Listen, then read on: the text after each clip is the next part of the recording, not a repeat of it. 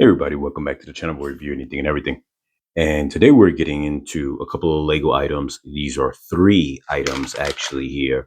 So you have what you see there, which says Lego Classics. This is piece, if you want to call it, not set, but 11023, even though that would be the set number. It's just one piece, green base plate. And the base plates, generally speaking, the gray ones come in a really big 48 by 48 studs, and then the colored ones like blue or green will usually come in, I want to say that it's 32 by 32. So if I'm correct on that, because I might be a little off. But so I purchased this right here, and I purchased the Lego Pine Tree large 5-pack, and these are the small pine trees 10-pack.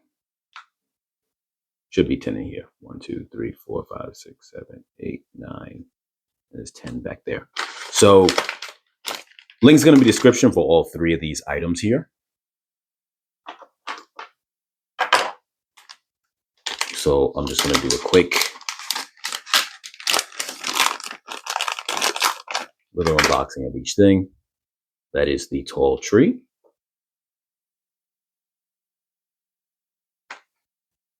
And here goes the small pine tree, which is essentially the same thing. And these have been a part of Lego since the beginning of time. They are nothing new. Now on Amazon, I had the option to have this either the paper wrap, or I had the option for plastic. Not that it makes a difference.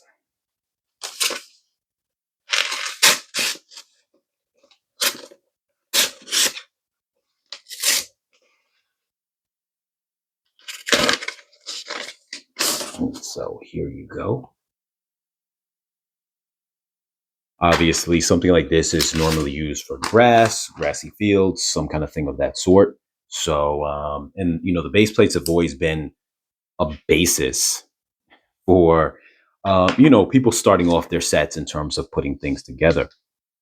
I actually do happen to have a gray base piece on hand, but that's not what I needed. I actually needed the green one right now because I'm actually going to be doing a this is going to extend on what I'm trying to work on for a Wayne Manor kind of setup for my Batman setup. So you can stay tuned for that. I'm going to do a little rant on the channel of where I kind of play around with this and do a little bit of constructing. But this right here, I want to do a separate video for just a little quick unboxing of this right here, just so you guys can see this in case someone just wanted to see this product alone, separate from the rant that I'm going to be doing, the little build I'm going to be doing. Now, one thing I want to make note of for those who aren't very familiar is that ever since Lego started going to, I believe I'm not sure if on their, I don't have any set like this, but I'm not sure if on their modular sets that they generally have a base plate that is your typical, a regular plate, which is 1/3 the height of a brick. I think that they've transitioned to that, and I know the road system has transitioned to that, which I've had reviewed previously on the channel before. You can take a look at. So these have become somewhat obsolete to a degree. Now they're very great for just you getting a nice spread when you want to build things on top of them, but they're not very compatible with Lego's new road sets, and they're not very compatible with Lego's modular builds that often have a little base set. So that's something to consider. Your average plate is 1/3 the height of a brick, like I mentioned. I want to say, I think that I could be wrong. I don't have it in front of me right now, but that the road plates are 2/3 a brick height. I believe. I could be wrong, but I definitely know it's not as flat as this, where this is flatter than one plate in height. So just be aware that, you know, a lot of times if you do try to connect this with the road sets and modulars, it's not going to be able to necessarily connect.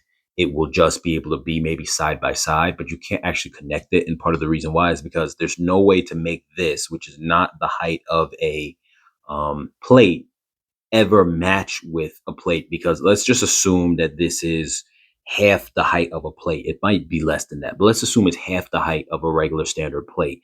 You can't, if I could even lift this up.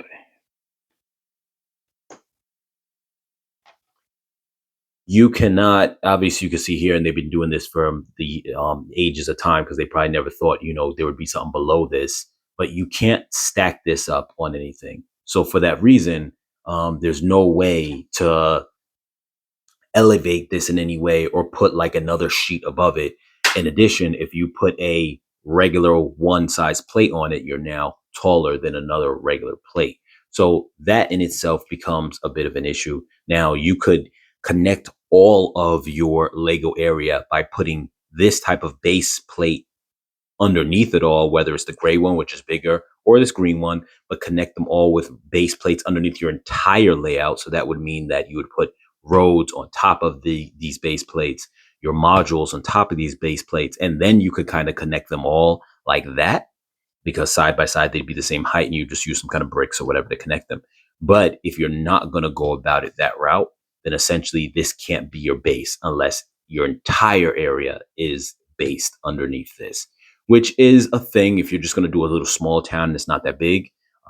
Like I said, I believe this is 32 by 32.